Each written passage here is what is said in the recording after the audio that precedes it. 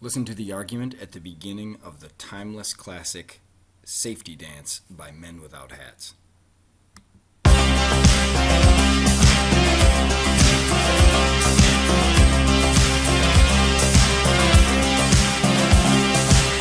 We can dance if we want to. We can leave your friends behind. 'Cause your friends don't dance, and if they don't dance, well, they're no friends of mine. If you have time, watch the remainder of this deeply meaningful and important video. We'll skip it and go straight to evaluating the argument. Here are the words from the first two lines. Notice the because. That lets us know that what follows is a premise and what came before is a conclusion. Here's the argument in standard form.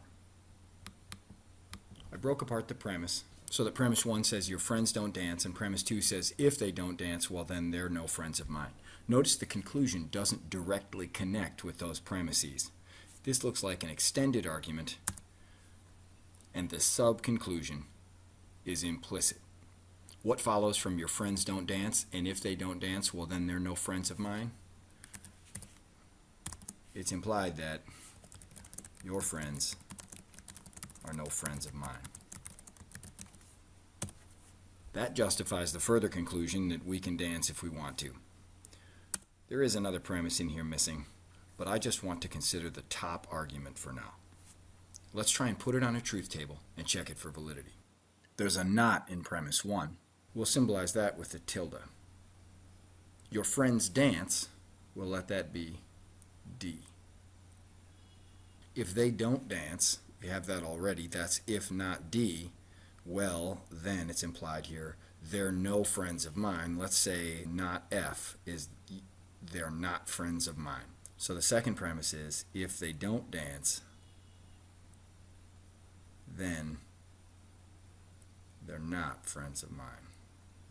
Again, I'm letting D stand for your friends do dance, and F stand for your friends are friends of mine. So here's the truth table. We need a column for D. We need a column for F.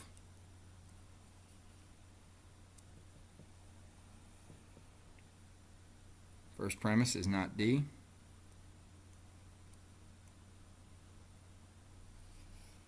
Second premise is not D.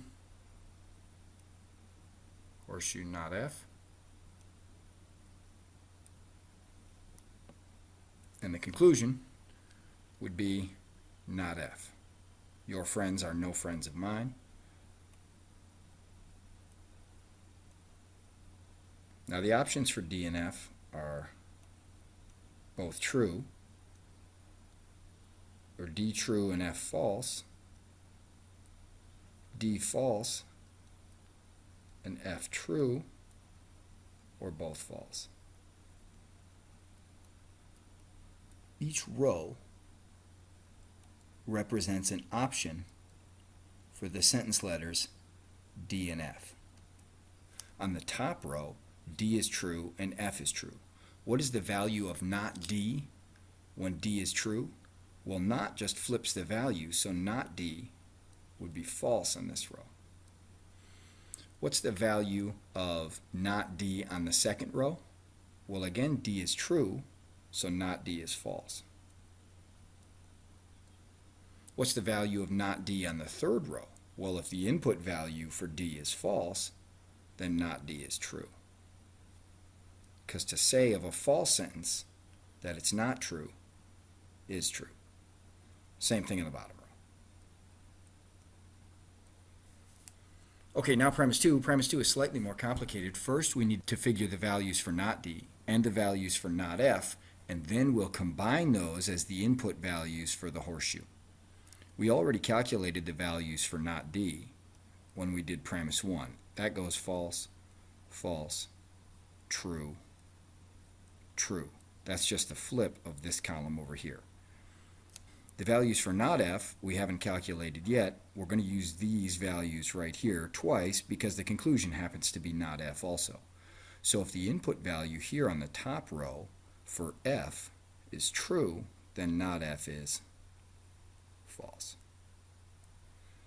The input value on the second row is false, so not F is true. On the third row, the input value is true, that goes to false. And the input value on the fourth row is false, so that goes to true. Now we're not done with this premise yet. All we've done so far, figure out the values of not D, they appear here, and the values for not F, they appear here. To combine them and calculate the value in this column, we need to know how horseshoe works. Horseshoe is always true unless the first value, the antecedent, is true, and the second value, or the consequent, is false. So true, false is the only way you can get a false conditional. That means false horseshoe false is true, false horseshoe true is true, true horseshoe false is false, and true horseshoe true is true. Now for the conclusion, we've already calculated these values. They're just the values that we used here for the consequent of this conditional. You could copy it over, or we could figure them out again. It doesn't hurt to figure them out again. True goes to false, false goes to true, true goes to false again, and false goes to true. Now, we've got our values on the table. The table is complete. All that remains is for us to interpret the table.